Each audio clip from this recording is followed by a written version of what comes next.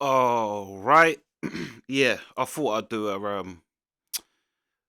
a reaction to this. This come up on my thing. Now, this is a great title, and it better not be clickbait. I'm telling you. He said this on BBC Question Time, and hasn't been seen since.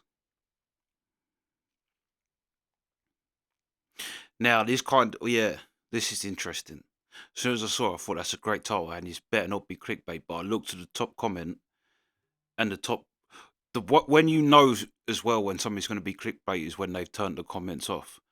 But also, if you look at the top comment, if the top comment isn't piece of shit clickbait, then you're pretty safe. Do you know what I mean?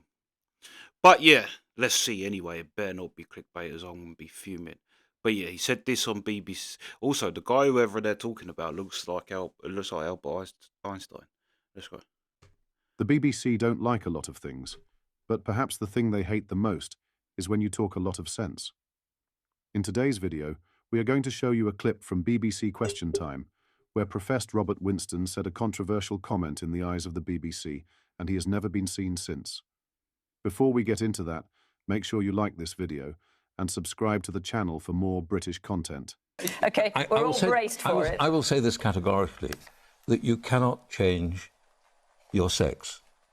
Your sex actually is there in every single cell in the body. You have a chromosomal sex, you have genetic sex, you have hormonal sex, you have all sorts of different kinds of psychological, brain sex, they're all different. And we are very confused about this, unfortunately, and regrettably, it's got into this argument that people are will now accuse me of being transphobic. Well, obviously there are trans people who say you absolutely can do that. Well, unfortunately, you can't say this publicly. This is one of the big problems. Even saying this on this programme undoubtedly will result in my getting... What are your thoughts on this? Let me know down in the comments section below. Make sure you like this video and subscribe to the channel for more Westminster content. Thank you. Take care. Goodbye. That's the most British text reader I've ever heard. Like voice to text. But isn't it a wonderful time we live in? Isn't it a wonderful time when that's something that's controversial to say? That you can't change your sex.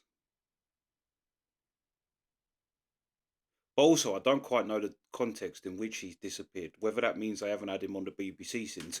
But let's not forget, the BBC didn't have Johnny Rotten on for years because he called Jimmy Savile a nonce. Or was called Jimmy Savile a dirty old man that likes kids or something like that. And the BBC cut that little bit, edited that bit out of the Sex Pistols interview, and then never had Johnny Rotten on again. So let's be real. Also, I don't know whether the BBC, because I tried to find it the other day, John Wedger's Beasts of the BBC. Honestly, fact checking that was scary. Every name John Wedger said that's a BBC presenter, I looked up and bang, first thing on Wikipedia, either has been sentenced or one of them was Hugh Edwards,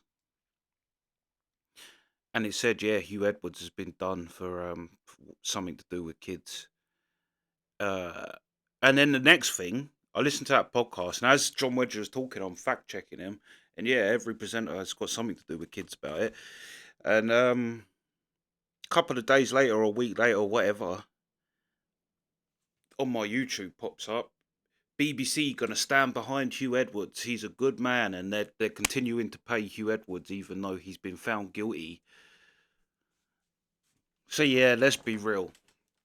Whatever you think about that, the BBC is not a moral compass in anything whatsoever. And the fact that they're still even going, like, I haven't been threatened by anybody else as bad as I have by them. I don't even have a TV. I don't watch TV. I listen to podcasts. But then, like, they send you the thing and say, oh, you haven't got a TV license. You're like, yeah, I haven't got a TV. And also the TV license, right? That's why the BBC never had adverts. in our country, the only channels that didn't have adverts on the original like 5 channels was the BBC, and that was the whole reason why people paid a TV license, was that they couldn't have product placement on it because you're already paying for it. Now the BBC's like, yeah, well, it don't matter whether you're watching ITV, Channel 4, whether you're watching something on YouTube, a live TV show on YouTube, or you're streaming, you have you have to pay us. You have to pay a TV license. And we know the TV license goes to the BBC. It's like, whoever do you... You're trying to like, yeah. I don't watch any live TV on anything. Go away from me. I haven't had them... It says as well, if we think you're lying, we may turn up. You turn up all day long, turn up. You ain't getting in.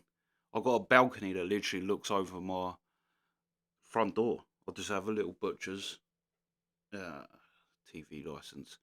Go away. But yeah, let's be real. The BBC is a laughing stock and a joke.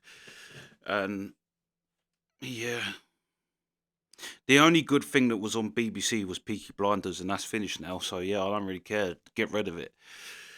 Bunch of bullshit. And let's be honest, someone else could pick up Peaky Blinders anyway. But yeah, I wouldn't even be bothered about this, to be fair. Like I say, the BBC is in no position to tell anybody anything about anything. That's all you need to know. But yeah, it wasn't clickbait. But I do hope it, like, that's another point, actually. I don't quite know what they mean by he hasn't been seen. If he hasn't been, whether he's been disappeared for that, like no one's seen him anywhere, not even pop into the shop or nothing, then I'll take back everything I said about the BBC, and it's a great company. I don't want to disappear. But I think it means that the BBC just haven't had him on. But yeah, that's the reaction. Sweet.